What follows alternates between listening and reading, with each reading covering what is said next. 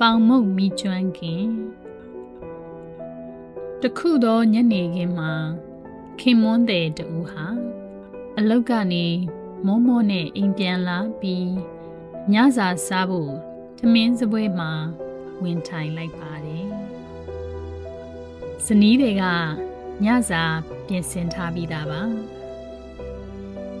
စပွဲဝိုင်းမှာဇနီးတွေကမတော်တဆအမျိုးသားရဲ့ပကံနဲ့မိကျွမ်းနေတဲ့ပေါင်မုံချက်ကိုထည့်ပေးလိုက်မိပါတယ်။သူမချက်ချင်းပဲတောင်းပန်စကားဆိုပါတယ်။တူးရတယ်တော့ sorry နော်။ရပါတယ်ကွာ။ကိုကတခါတလေကြာဒီလိုမျိုးတူးတာလေးစားကြတာ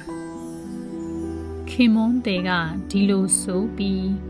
မိကျွမ်းနေတဲ့ပေါင်မုံချက်ကိုအပြုံးမပြတ်ပဲစားပါတယ်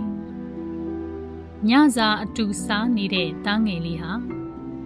သူ့အဖေရဲ့အကြိုက်ကိုနားမလည်နိုင်ဖြစ်ပြီးညကြမှာတိတ်တိတ်ကလေးအဖေကိုသွားမေးပါတယ်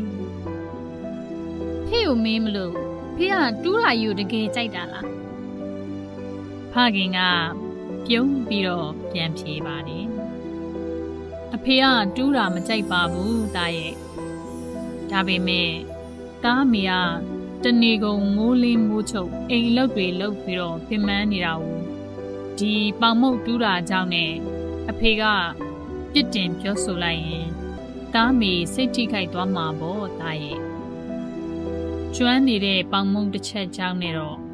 ဖေ့စိတ်မှာမနှကျင်ရပါဘူးတားဒါပေမဲ့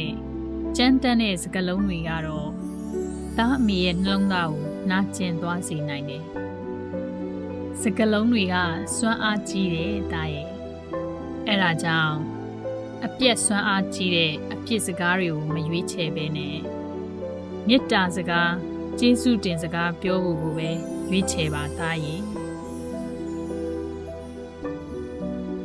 တင့်အမြင်မှာရော